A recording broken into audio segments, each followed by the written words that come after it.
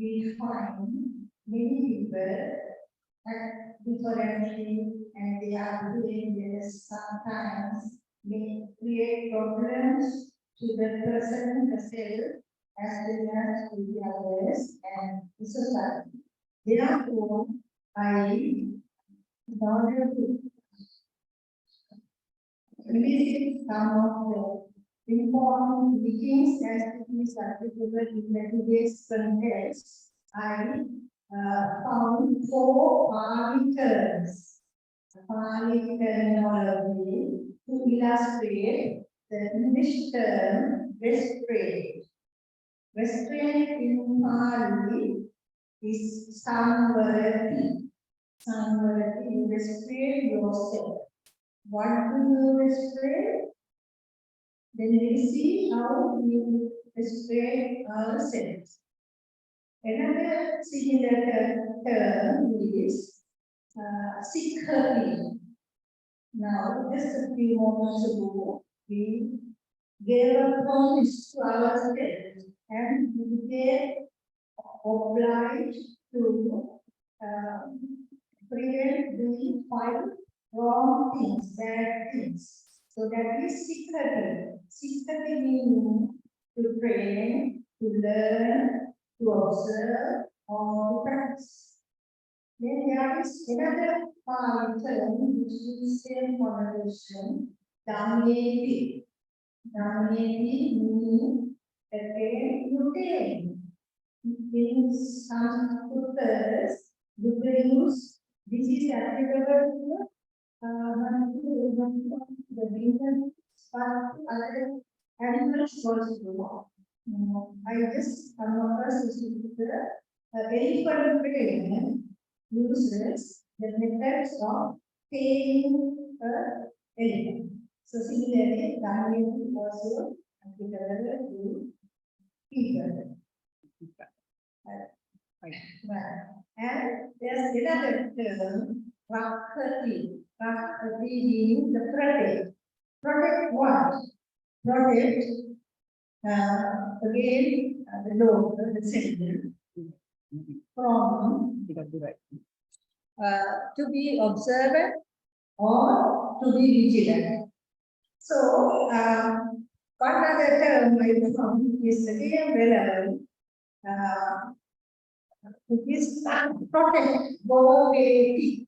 So I'm giving this part word because the excerpt I am referring in this discussion has different meanings for us to be enlightened ourselves and also how to practice the concept of restraint or happiness that the Buddha taught, which is very supreme in the life of both monks as well as lay people.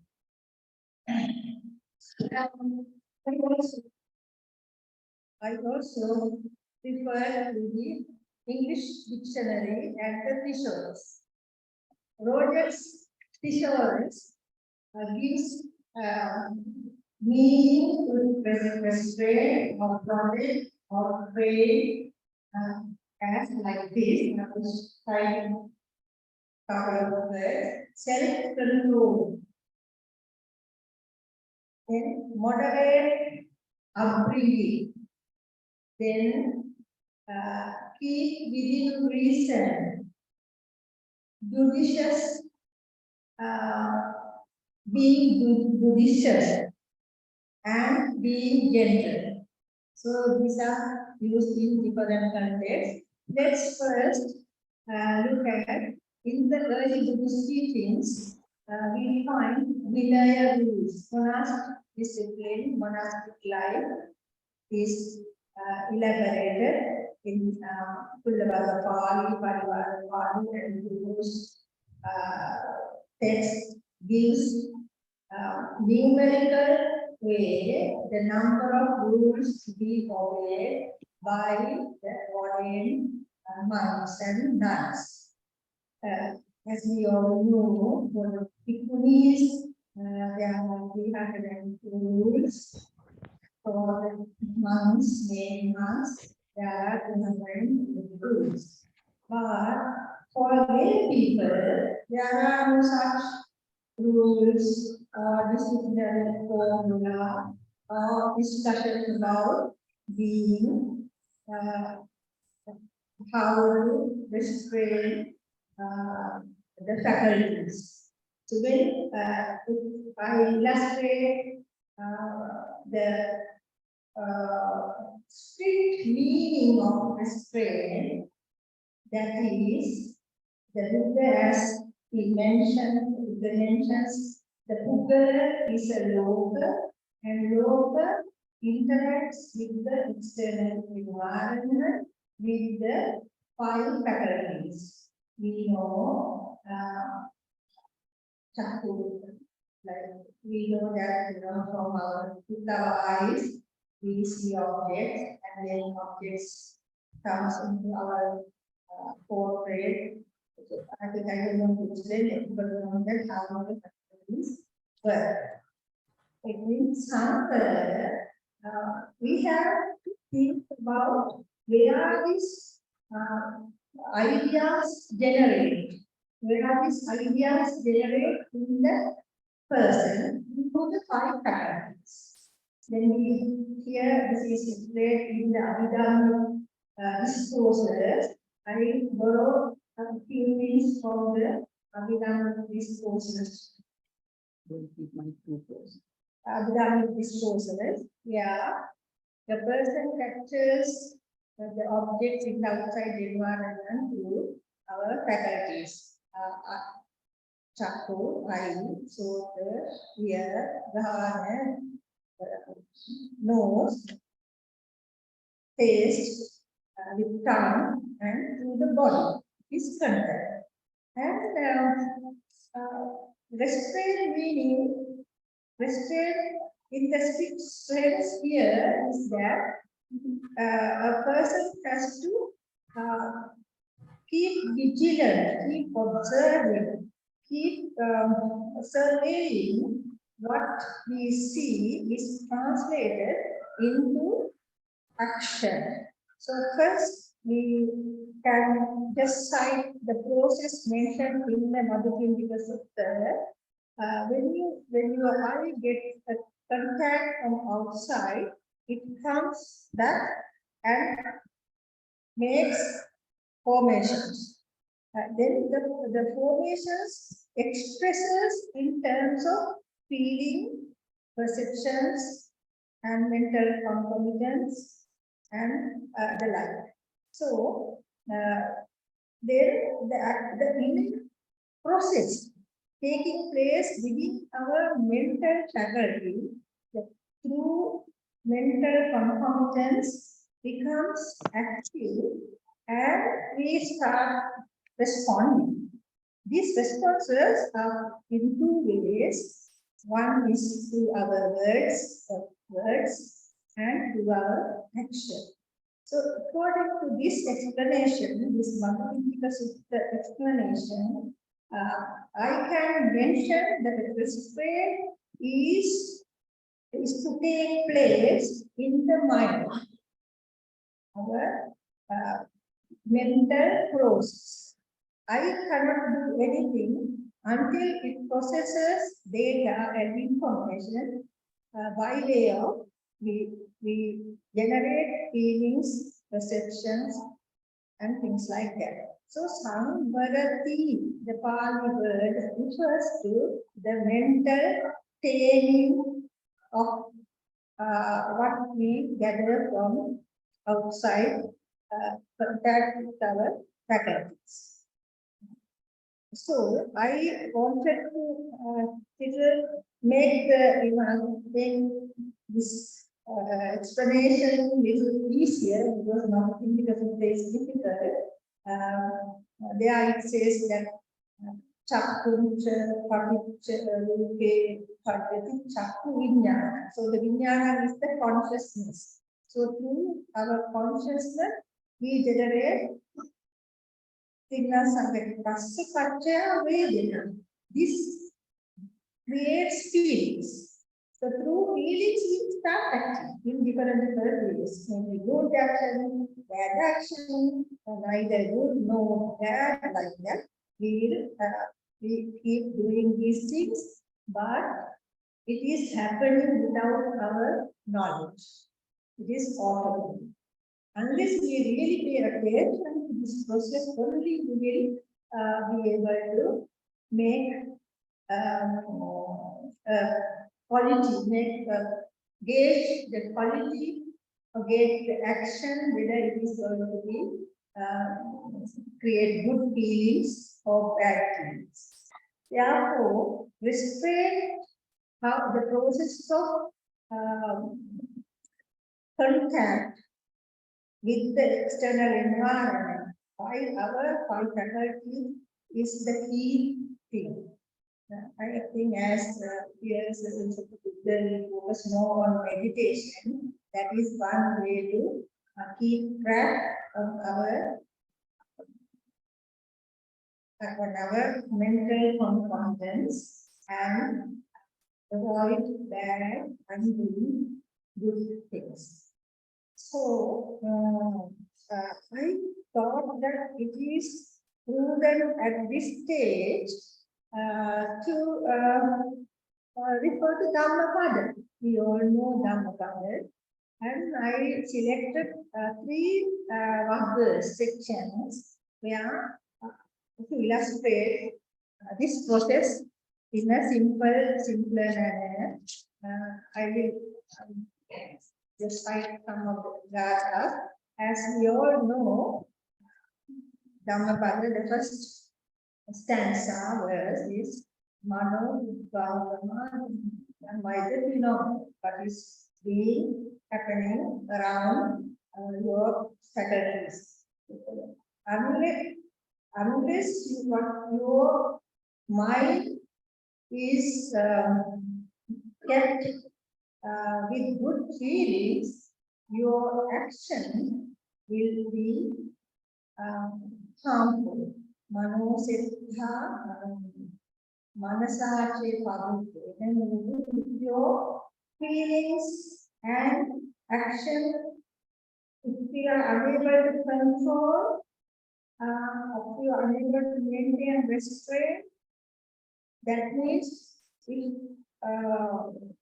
the defilements to come forward and push you to act, then you have to observe your restraint in that way. I don't know that I am very clear about it. If your mind is polluted with various defilements, what you expresses in terms of words and deeds is very unbeneficial and harmful, creates suffering to others. May not be to yours, because you may not know that your thoughts might do harm to you unless you do a very closer analysis of your mind and the defilements. Similarly, the Samvarati meaning you observe self-control. I don't want to say the word control, but you prevent malicious words and deeds coming out of your tongue and body. For that, the restraint is very important. Before that, you should also know what is good and what is bad. That means morality. Moral conduct is so important. How do we, then how do we maintain good morals, moral behavior? In the teachings of the early Buddhist teachers, there are two things which are very important and they are interconnected and also interdependent. These two things are the sila and panya. Sila is your day-to-day conduct. The Panna is understanding the repercussions of your action with using the criteria like you enjoy, asada, meaning you utter something and you think that this is very good, asada, but sometimes you don't know whether what you utter is bringing suffering, dukkha to the other person.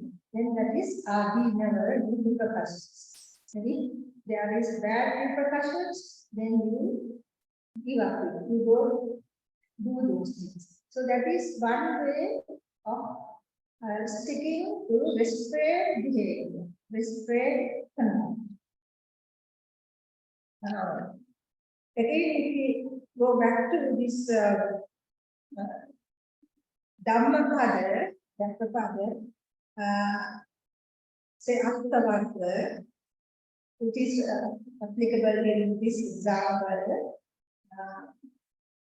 If someone really dares oneself, he or she tries to apply this restraint, principle of restraint in every action that he or she before committing that action. The stanza here is Attavaka, Atta meaning the self. Attavaka about the self, which is I think it is number 12. The verses, there are 6 verses. I will only cite 157, 158, 159, 160, and 163. If anyone is interested more about this restraint, then can refer to the Raga. Athana me piyam janna. Athana, if someone likes oneself. Rakhe protects. Here, for restraining, the word is used. Rakhe protects oneself very firmly. How when in the Taranja, that means in one's life, young age, adult age, or even old age, you make sure that you keep your mind free from fetters, and for that one has to be a wise person. One has to learn the qualities of a wise person. So the restraining meaning being watchful or being vigilant at each stage of life. It doesn't mention about the age as such. In next 3 stages, that is young age.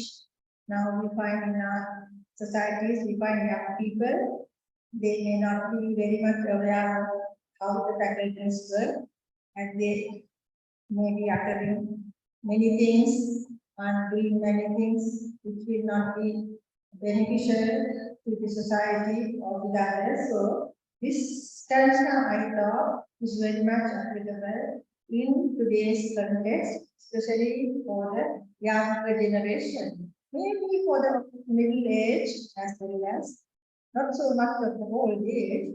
By the old age, I think we are mostly tamed.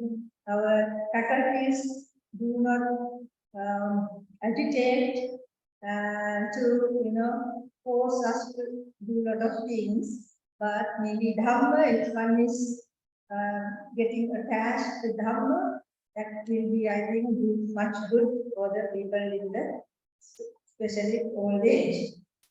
Then I also select for the worker for the and the there it refers directly to the process which I mentioned, the faculties, objects, and its content. Kai, Kayena Samvata Dhira. Samvarati, the past participle is Samvata. Kayena, you know, my body reaction. Kayena Samvata Dhira. Atho Vachaya Samvata. The words, Atho. Manasa Samvata Dhira. They Suparisam. So that means all the three doors are very important in order to conduct oneself to be a worthy person, useful person, and successful person. I also picked one stanza from the Bhikkhu, which is for the Bhikkhus, which is the stanza number 360, 360. They are also, for the Bhikkhus also, same thing is applicable. I really do not want to make any difference here, that is why I just want to take this as an example. There it says 360 Chakuna Sangvaru Sadhu Sadhu Sotena Sangvaru Dharina Sangvaru Sadhu Sadhu Vivaya Sangvaru. And it goes on like so. Even for the monks, same processes apply everywhere. But in the case of monks, I think they have so many rules to comply in order to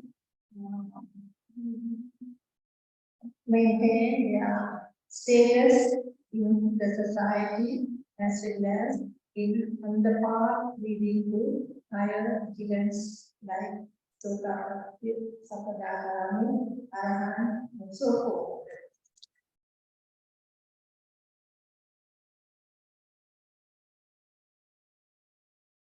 Then, I again like to refer to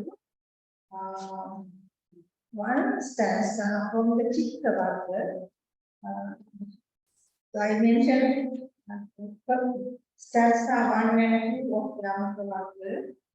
Then verse number 35 and 36, 35 and 36 from Chittavagga.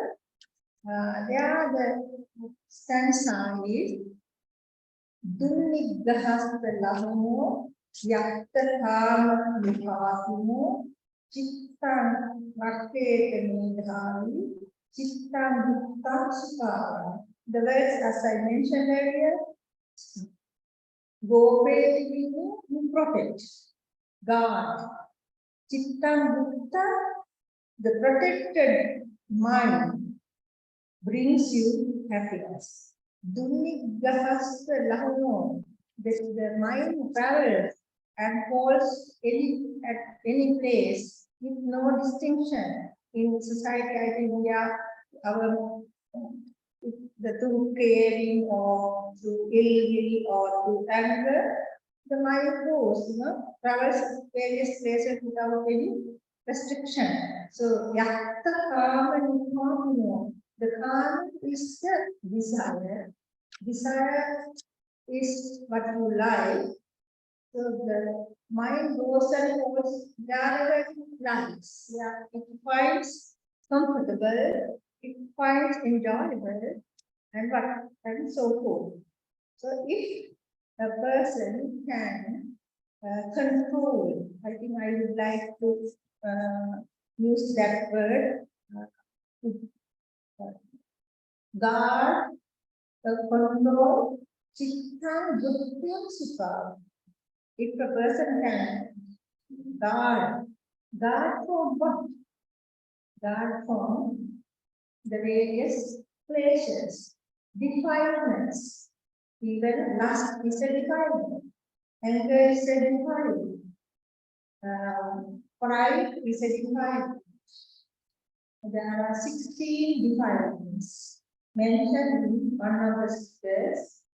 For us to learn more about restraint, I suggest, I recommend Vattu Sutta is such a very strong foundation to control our action in words and deeds. So the restraint means being aware of your pleasure. In Pali is the asana or order, sometimes yoga. So these words are used in variant meaning. So learning a little bit of Pali will make it very interesting to read and learn a little more about the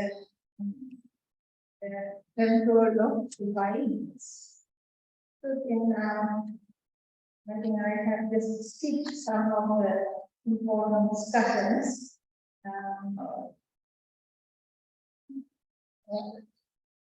Coming back to this Bhakti Sutta,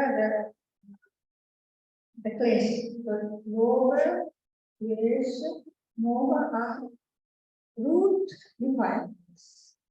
So sometimes without lower defilement, it's avijja samvata means unrighteous or this desire is necessary. Greed is also to a certain extent, but being craving for others' wealth or position or the fame, that is. So the Buddha mentions for the ordinary worldlings life, certain amount of desire is useful, necessary. Even the part is Ramana, Dhamma Ramana, Dhamma, that means you have to lie, pray for the Dhamma. Even for meditation, you have to have some kind of prayer. Then only the force starts, moving. So I think we should not reject these words, but we should be wise to analyze and synthesize how we make these Buddhist teachings on restraining the conduct of the worldly to not the person fall into suffering, but to be leading a happy life. So therefore, I like to dwell a little more on the Bhakti Sutta.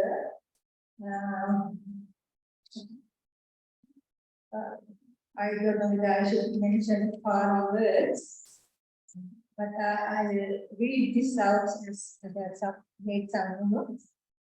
These are 16. I read them. Avijja Vishamaloga, that is excessive greed. Vyapada, hatred, aversion, or ill will. Vyapada. Vyapada is also mentioned in some of the translations. For the is anger. You become hot tempered. Right? And Upanana.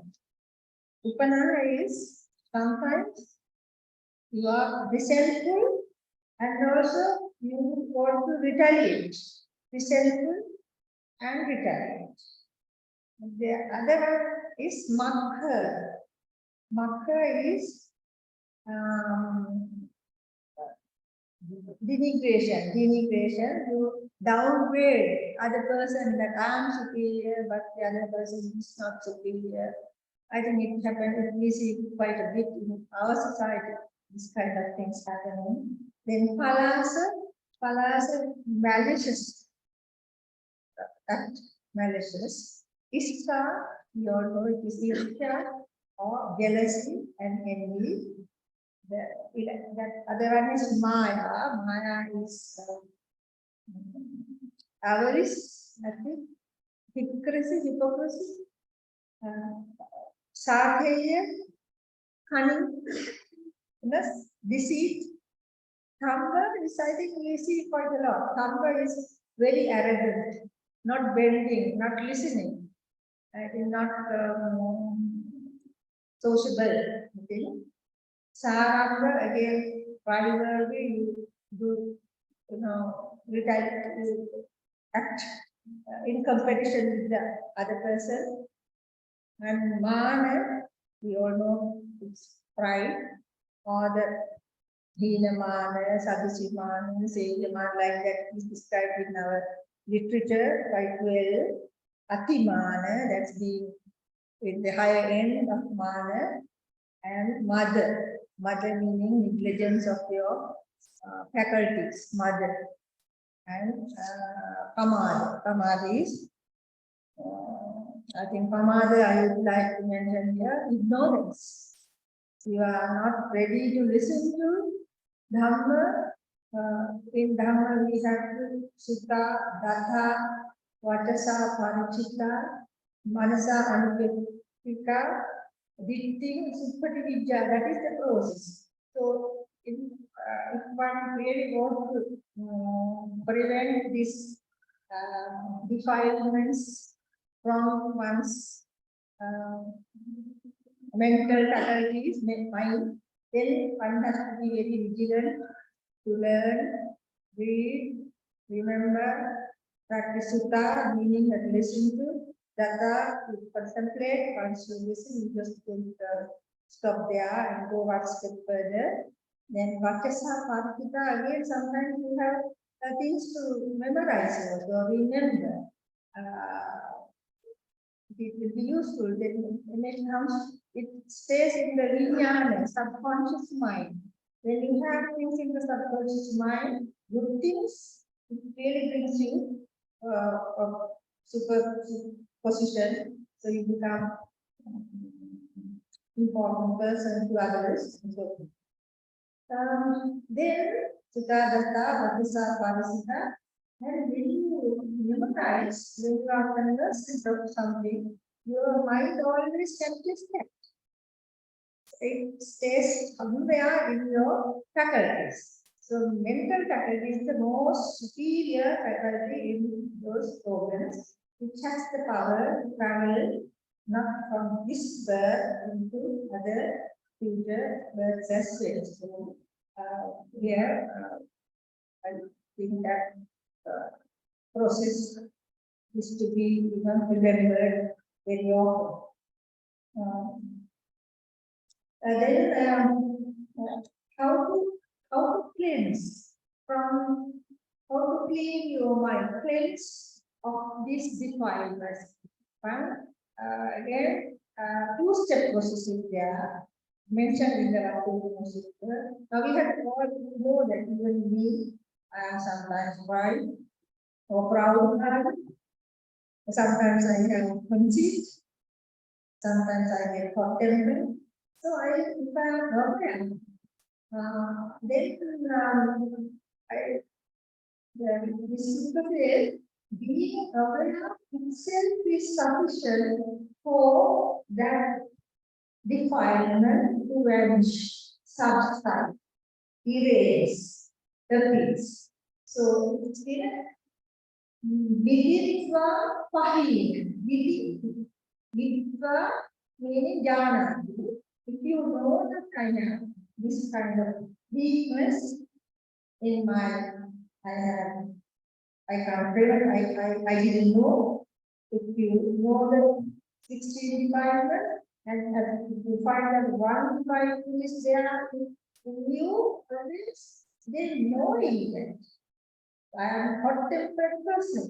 So that then with that you should have that repercussions of being hot-tempered. Then the mind itself takes care of it, and it won't come out. It just subsides. Viditva pahinam. Pahinam prahi is the Sanskrit word. You erase. You efface. E-F-F-A-C-E, I think.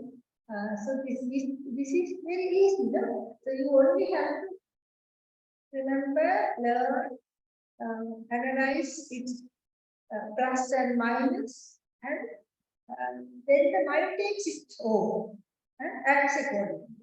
So it's very easy, even though sometimes people tend to think it's very difficult to reduce my bad behaviors, not being on control, whatever. But it is easy. Now, this is the I appreciate very much for play life. Where we come across a lot of barriers, things like that. And one thing which is mentioned, one Brahmin, the Buddha has preached this to monks in Anatapindika Parana, and this Brahmin, Sundarika Bharata, this is his name, and he has listened to this. And then he was thrilled to know that Buddha was utterance. Then he had gone, he was just skeptical about what he does. He went to Buddha and said, Gotama, now we efface, clean our defilement by bathing in the Bahama river. Why don't you do it? So the Buddha said, this is, you cannot clean it, by water, but this knowing that they are available, itself is something to this. I think it's a beautiful expression, and he then thanked the usual way, and I think he became a follower of the Buddha. So I think that is a success story to present in this